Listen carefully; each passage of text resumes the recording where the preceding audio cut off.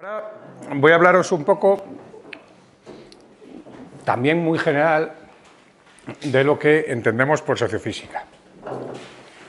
¿Vale? Como veis, poner las transparencias en fondo blanco es la primera ley del speaker. Transparencias en fondo blanco, dejarse de fondos de colorines. Aquí tenéis unos cuantos libros, casi todos ellos recientes. No quiero decir que sean ni muy buenos, ni muy malos, ni muy nada, pero que veis que tienen en el título este palabra Sociophysics, que hace unos años hubiera hecho que todo el mundo dijera lo que es esto, como física social. Sin embargo, como vamos a ver ahora, esto es una cosa bastante antigua y tiene hoy en día muchas ramificaciones. Entonces, de nuevo, la charla va a ser un poco general. Voy a intentar contar unas cuantas ideas, voy a intentar describir lo que es la ciencia social computacional, voy a hablar un poco de Big Data y luego, dependiendo de cómo vayamos de tiempo, pues pondré algunos ejemplos hacia el final de cosillas que hago yo que tienen que ver con intentar entender cómo interaccionamos unos con otros. ¿Vale? Igual que antes, ahora ya hemos estado charlando un rato, ya tenemos más confianza, nos hemos tomado ahí unas patatas fritas, me paráis cuando queráis. ¿Vale? Bueno, pues aquí es donde vivo yo últimamente en términos de investigación y aquí es donde vive la sociofísica. La sociofísica vive de la interacción de lo que hemos estado hablando, de los conceptos que aparecen en complejidad en física y en matemáticas. Tiene que ver también con la ciencia social computacional, que os voy a contar ahora lo que es, y tiene que ver con las ciencias del comportamiento. Entonces, en ese sentido, es vivir un poco en el filo, y esto siempre tiene sus problemas. O sea, cuando uno trabaja entre disciplinas, le llueven las bofetadas de todas las disciplinas. Pese a ello, pues un medio tan influyente como Nature viene a decir, en un número reciente, que la interdisciplinaridad es la única forma de resolver los grandes desafíos que tenemos como sociedad, pues desde la energía al agua hasta el clima, la comida, etc. Entonces, solo con la interacción entre científicos duros y científicos sociales, pues se pueden ir avanzando y hacer cosas. Bueno, como os decía, lo de la idea de la física social es más vieja que la tos. Esto ya se le ocurrió a este señor, a Quetelet, francés, que vivió prácticamente en el siglo XIX, pues años después de Adam Smith, o de David Ricardo, o de Thomas Malthus, y que fue todas estas cosas: astrónomo, matemático, estadístico y sociólogo. Este buen hombre estaba ya convencido de que los fenómenos sociales eran muy complejos, pero él pretendía entender cosas como las leyes estadísticas que aparecen en los fenómenos sociales. Entonces él quería entender pues, las tasas de crimen, las tasas de matrimonio, las tasas de suicidio, etcétera, etcétera. Y además, enfrentándose a otros científicos que en su época, como hablábamos antes, decía, pues que esto tú no lo puedes hacer porque la gente elige lo que le da la gana y tiene libertad, tiene libre albedrío. Bueno, pese a ello, él publicó este libro sobre el hombre y el desarrollo de sus facultades, o ensayo de física social, que es la primera vez que yo sepa que aparece esta expresión, en el año 1835. E intentaba entender lo que hacía el hombre promedio y lo caracterizaba por los valores medios de las variables que veía en la población.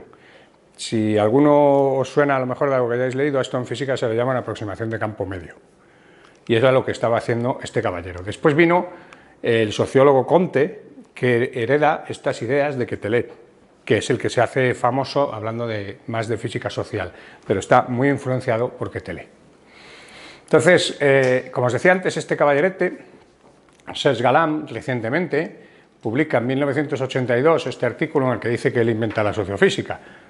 No, la inventó Quetelet mucho antes. Pese a ello, sí que es verdad que a partir de estas épocas, estas ideas sí que calaron en la comunidad de física y sí que hubo más gente que nos pusimos a estudiar estos problemas. Este es Serge y, como dice aquí, este artículo no solo es un artículo de investigación, sino que es una especie de manifiesto. Entonces, el artículo llama a la creación de la sociofísica y, por tanto, y lo dice él, que no tiene abuela, es el artículo fundador de la sociofísica. ¿Vale? Por otro lado, hay que ver qué perspectiva hay aquí comparada, por ejemplo, con una ciencia social como es la economía, y que además es una ciencia social que presume de estar ultramatematizada. Entonces, la verdad es que es muy curioso, tomando lo que pone Mark Buchanan en su blog, que es muy interesante siempre. A los físicos nos llama muchísimo la atención cómo trabajan los economistas y no entendemos nada. El ejemplo que pone él es como si un neurocientífico quisiera entender el cerebro, en vez de estudiando las interacciones entre neuronas, recordad, interacciones, muchos componentes, lo único que hiciera fuera coger una neurona representativa y un neurotransmisor representativo. Eso es lo que hacen la mayoría de las teorías económicas. Cogen un agente representativo que interacciona con un ambiente representativo y ya está. Que era un poco como el hombre medio de Quetelet, pero Quetelet vivía en 1835. Entonces uno esperaría que esta gente hiciera algo un poco más orientado a entender la complejidad. Entonces, para los físicos, la aproximación de los economistas, yo no voy a decir que sea ni mejor ni peor, sino simplemente es rara. A mí me parece una cosa rara. ¿Vale? Entonces, los físicos lo que estudiamos son fenómenos colectivos que emergen de las interacciones entre los individuos, una vez más, en sistemas. Pongo la palabra sociotecnológico porque ya hoy en día muchísimas de nuestras interacciones están mediadas por tecnología o solo existen en el ambiente de una red social tecnológica, etcétera, etcétera. Entonces la tecnología juega un papel aquí que es bastante relevante. De todas formas, es cierto que esta idea en el mundo de las ciencias sociales tampoco es nueva. Thomas Schelling publicó este libro en el año 78, que le valió el premio Nobel en 2005. Me permite presentar un primer modelito para que veáis el tipo de cosas que se hacen y que se quieren explicar. Este buen señor quería entender por qué se forman vecindades donde viven todos los chinos, o donde viven todos los negros, o donde viven todos los que sean, y para ello hizo un modelo, pues igual de bobo que el del tráfico que os he presentado antes, lo mismo. Hay un espacio, que son estas casillas, y hay gente que vive en esas casillas.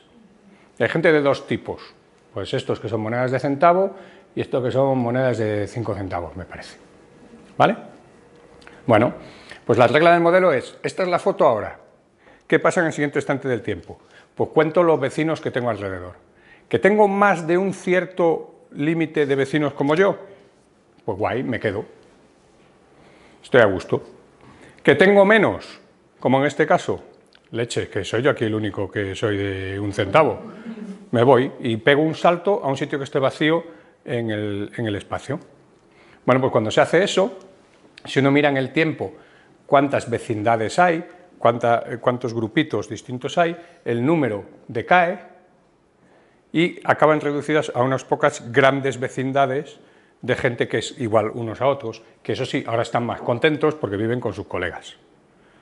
¿Vale? Entonces, simplemente, no es que la gente quiera no tener ningún vecino de los otros, pero si hay un umbral que dice, hombre, es que ya cuando todos mis vecinos o casi todos son de los otros, pues yo ya me siento mal, eso acaba yendo a la segregación completa de la sociedad, sin que haya una intolerancia absoluta. Y eso es muy interesante. Bueno, estos son más datos del problema y esto es un poco lo que ocurre. Partiendo de una situación donde está la gente mezclada, simplemente se va evolucionando a una situación en la cual hay grandes grupos de gente que es igual. ¿Vale? Y esto le valió el premio Nobel a Schelling, muchos años después, pero lo que Schelling no sabía es que había reinventado la pólvora. O sea, la física social aparece también en el sentido contrario, porque su modelo es exactamente igual a lo que en física se conoce como el modelo de Ising, que este señor es Ising y que él ya estudió en el año 1920 en su tesis doctoral. Entonces, claro, los sociólogos tampoco leen la literatura de los físicos y en principio no tienen por qué, pero lo único que hizo fue redescubrir ese modelo, que aquí lo pongo también de una forma un poco más bonita.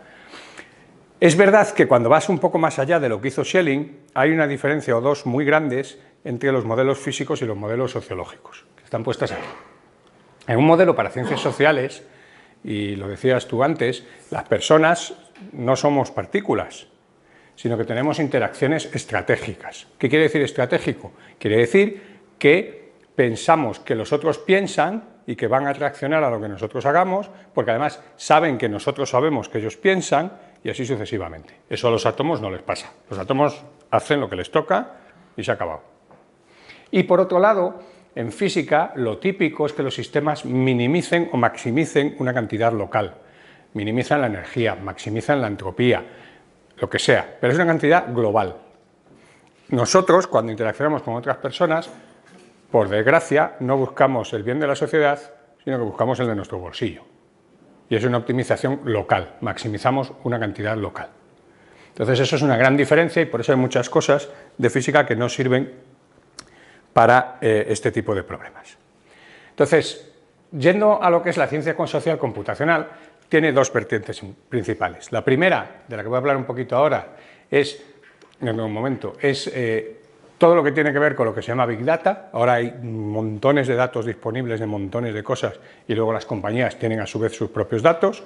Se trata de intentar explotarlos con algoritmos de ordenador para sacar información sobre lo que hace la gente y luego poderle vender cosas o lo que sea. Y luego una aproximación más tipo lo que os he contado de Schelling, que pretende hacer modelos que expliquen lo que observamos y que a poder ser predigan cómo tenemos que proceder para conseguir ciertos objetivos. ¿Vale? Si queréis leer un poco sobre esto, esto es bastante accesible, está en mi web, yo soy uno de los autores. Aquí hablamos un poco de lo que es la ciencia social computacional. Ya os digo, os lo podéis bajar de mi web, y mi web la encontráis buscando Anxo Sánchez en Google, no tenéis que ir muy lejos. Y esas son las dos ideas fundamentales, pero ahí están desarrolladas con cierto detalle. Entonces, os he dicho que la ciencia social computacional tiene que ver con hacer modelos, y ya os anunciaba en la primera parte que los modelos son una cosa que tiene su aquel. Hay que entender bien lo que uno hace cuando modela. Entonces, aquí les robo una cita a Einstein, que dice que a duras penas se puede negar que la meta suprema de cualquier teoría es tener sus elementos irreducibles, lo más sencillo que podemos pensar, lo más simple y los menos posibles, sin por ello dejar de tener una representación adecuada de la realidad. O sea, que los modelos queremos que sean cosas súper simples. ¿De acuerdo? Otra cosa es el modelo que hace el ingeniero que necesita diseñar un puente en este sitio concreto y entonces tiene que hacer algo muy concreto y sacar los numeritos bien. Pero ese es otro enfoque y es otro problema, ni mejor ni peor. De nuevo, es distinto. Eso también lo decía Turing. Los modelos son simplificaciones, idealizaciones y por tanto falsos. Entonces, lo que se espera es que los ingredientes que uno mantiene en el modelo sean los que necesita y los más importantes para entender el problema de que se trata. Pero tampoco hay que pensar que los modelos nos van a dar la panacea universal. ¿De acuerdo? Así que tenemos que quedarnos con la idea de que cuando modelamos hacemos modelitos tan simples como sea posible, como el de Schelling, que nos ayuda a entender un mecanismo, pero no más simples. Entonces, si tenemos que poner más cosas, pues las pondremos. El otro ingrediente que me queda es la ciencia del comportamiento. La ciencia del comportamiento es a su vez un mundo interdisciplinar entre la psicología, la antropología, las ciencias sociales, con sus broncas internas, y básicamente intenta entender de manera sistemática el comportamiento humano mediante observación y mediante experimentación, que es una de mis líneas de trabajo. Y cuando digo entender el comportamiento humano, me refiero a entender los efectos de factores sociales, psicológicos o cognitivos en las decisiones económicas o en las decisiones de interacción social y los límites a la racionalidad que muchos modelos económicos suponen perfecta. Entonces, esto todos sabemos que no es así, pero hay que entender bien cómo nos alejamos y hasta qué punto de ese paradigma de perfecta racionalidad. Entonces, ahí aparecen nuevos problemas para el trabajo experimental, como son testear lo que deduce la gente del Big Data, y ahora voy a volver sobre esto. Testear lo que predicen las simulaciones en un entorno controlado. Comparar lo que ocurre en escalas pequeñas con escalas grandes. No es lo mismo si estamos interaccionando nosotros tres aquí, que si estamos interaccionando los 20 y algo que estamos en la sala, que si somos 100 y pico o si somos 1 millón en un grupo de lo que sea, de Facebook o de seguidores de no sé quién. No es lo mismo. Y de nuevo, lo que se intenta es enfocarse en el comportamiento emergente.